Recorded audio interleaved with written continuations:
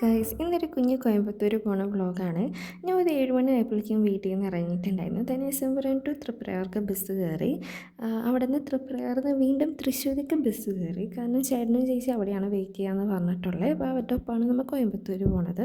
അങ്ങനെ ഞാൻ ഒരു 9 മണി ആയപ്പോഴേക്കും തൃശ്ശൂർ വടക്കേ സ്റ്റാൻഡിൽ എത്തിയിട്ട് പിന്നെ ചേട്ടനും ചേച്ചിനും വെയിറ്റ് ചെയ്ത് അവിടെ ഇരിപ്പായി. കുറച്ച് നേരം പോസ്റ്റ് കിട്ടിയോണ്ട് ഞാൻ പോയി ഒരു ഡയറി മിൽക്ക് സിൽക്ക് വാങ്ങിച്ച് കഴിച്ചിരുന്നപ്പോഴേക്കും ചേട്ടൻ വന്നു. അങ്ങനെ ഞങ്ങൾ ബ്രേക്ക്ഫാസ്റ്റ് കഴിക്കാനായിട്ട് സ്റ്റാർബക്സിൽ പോയി. ഞാൻ ഫസ്റ്റ് ടൈമാണ് സ്റ്റാർബക്സിൽ പോണത്. അതുകൊണ്ട് തന്നെ എനിക്ക് അവിടെ നിന്ന് എന്ത് ഓർഡർ ചെയ്യണമെന്ന് ഒരു ഐഡിയ ഇല്ലായിരുന്നു. കാരണം ഞാൻ കുറച്ച് നേരം അവിടുത്തെ മെനു ഒക്കെ നോക്കി നിന്നു. അപ്പോൾ ചോദിച്ചാൽ നിങ്ങൾക്ക് ഇഷ്ടമുള്ളത് ഓർഡർ ചെയ്തു. അങ്ങനെ ഞാനൊരു റിഫ്രഷ്മെൻറ്റ് ഡ്രിങ്ക് ഓർഡർ ചെയ്തു.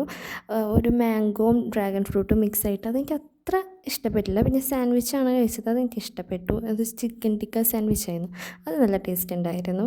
അവിടെ നിന്നൊക്കെ ഇറങ്ങി. അത് കഴിഞ്ഞ് കുറച്ച് കഴിഞ്ഞപ്പോഴേക്കും ചേട്ടൻ ഉറക്കം വരുന്നത് പറഞ്ഞിട്ട് ചേട്ടൻ നൈസായി വണ്ടി ചേച്ചിയുടെ കൊടുത്തിട്ട് ചേട്ടൻ ഉറങ്ങാൻ പോയി. പിന്നെ ഞാനും ചേച്ചിയാണ് ഫുൾ വർത്താനം പറഞ്ഞ് പാട്ടൊക്കെ കേട്ട് വാളയാർ എത്തി. വാളയാർ എത്തുമ്പോൾ ട്രാവൽ ലോഞ്ച് എന്ന് പറഞ്ഞിട്ടൊരു ഫെസിലിറ്റി ഉണ്ട്.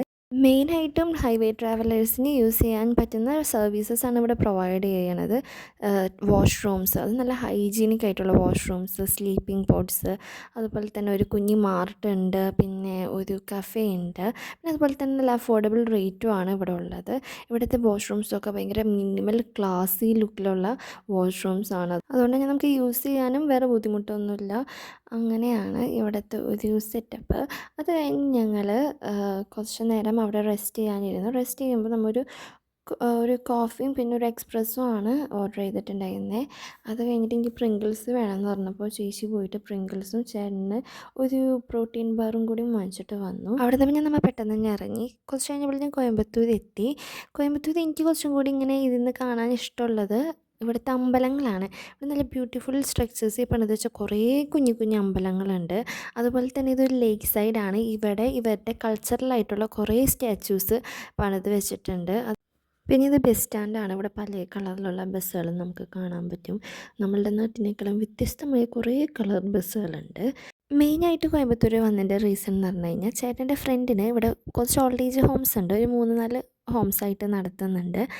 അപ്പോൾ ചേച്ചി ഡോക്ടർ ആയതുകൊണ്ട് തന്നെ അവിടുത്തെ റെസിഡൻസിൻ്റെ മന്ത്ലി ഹെൽത്ത് അസസ്മെൻറ്റിന് വേണ്ടിയിട്ട് ചേച്ചിയാണ് പോകാറ്. അതുകൊണ്ടാണ് നമ്മൾ ഇങ്ങോട്ട് വന്നിരിക്കുന്നത്.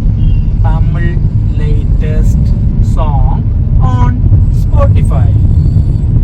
അങ്ങനെ നമ്മൾ അവിടെ എത്തി. ഉച്ചയ്ക്ക് ഒരു 1 മണി ആയിട്ടുണ്ടായിരുന്നു അവിടെ എത്തിയപ്പോൾ ഇന്ന് അവിടെ ഒരു ഫംഗ്ഷൻ ഉണ്ടായിരുന്നതുകൊണ്ട് തന്നെ നമുക്ക് ബിരിയാണിയും വെജിറ്റബിൾ ബിരിയാണി അതുപോലെ തന്നെ ഒരു കേസരിയാണ് തന്നത്. ചേച്ചിയുടെ ഡ്യൂട്ടി ചേച്ചി തുടങ്ങി. ഞാനും ചേട്ടനും പിന്നെ പോസ്റ്റ് ചെയ്യുന്നു കുറച്ച് നേരം.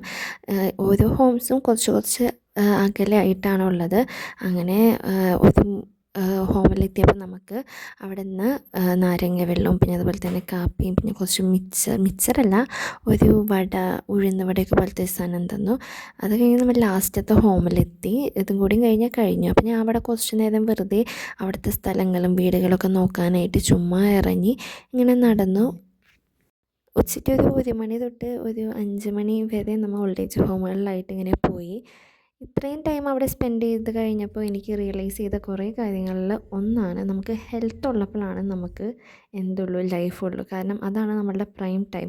ആ ടൈമിൽ നമ്മൾ മാക്സിമം എൻജോയ് ചെയ്യുക, ഹാപ്പി ആയിട്ട് ജീവിക്കുക. കാരണം നമുക്ക് പ്രായമായി കഴിഞ്ഞ് കഴിഞ്ഞാൽ നമ്മളെല്ലാവർക്കും ഒരു ബാധ്യതയാവും. നമ്മൾ നോക്കാൻ പോലും ആർക്കും ഇൻട്രസ്റ്റ് ഉണ്ടാവില്ല. അങ്ങനത്തെ ഒരു അവസ്ഥയ്ക്ക് എത്തും നമ്മളുടെ ലൈഫ്. അതിന് മുന്നേ നമ്മൾ മാക്സിമം ഹാപ്പിയായി ജീവിക്കുക. യെസ്, അങ്ങനെ പൊന്നുവിന്റെ വ്ളോഗിൽ ഞാനും വന്നിരിക്കുവാണ് സുഹൃത്തുക്കളെ. നമ്മളിപ്പോൾ എവിടെയുള്ളത്? ബ്രൂക്ക് ഫീൽഡ് മാളിൽ വന്നിരിക്കുവാണ്, കോയമ്പത്തൂർ.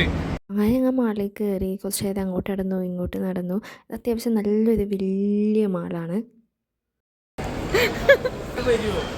ഇതെല്ലാം വരും, നിങ്ങൾ എന്ത് കാണിച്ചാലും അത് വരും.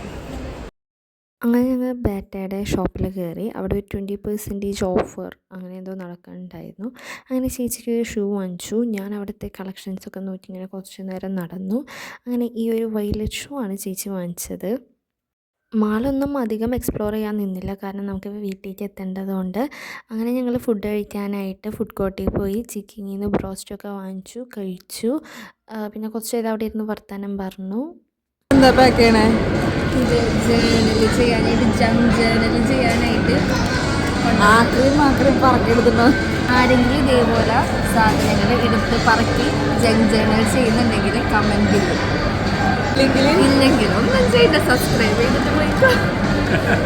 അങ്ങനെ നമ്മൾ മാളിൽ നിന്ന് ഇറങ്ങി. അപ്പോൾ ഇന്നത്തെ പരിപാടിയൊക്കെ കഴിഞ്ഞു. നമ്മൾ ഇനി ഡയറക്റ്റ് വീട്ടിലേക്കാണ് പോണേ. പിന്നെ പോണ വഴി വീണ്ടും ട്രാവൽ ലോഞ്ചിൽ കയറിയിട്ടുണ്ടായിരുന്നു കുറച്ച് നേരം ചേട്ടന് റെസ്റ്റ് എടുക്കാൻ, കാരണം ഇത്രയും ഡ്രൈവ് ചെയ്ത് വന്നിട്ട്. അങ്ങനെ ഞങ്ങൾ കുറച്ച് നേരം അവിടെയൊക്കെ ഇരുന്നു, വർത്തമാനം പറഞ്ഞു, പിന്നെ ഒരു ഹോട്ട് ചോക്ലേറ്റും ബ്രൗണിയൊക്കെ കഴിച്ചു, പിന്നെ വീട്ടിൽ പോയി. സോ ഇന്ന് അത്രയേ ഉള്ളൂ വീഡിയോ. ബൈ.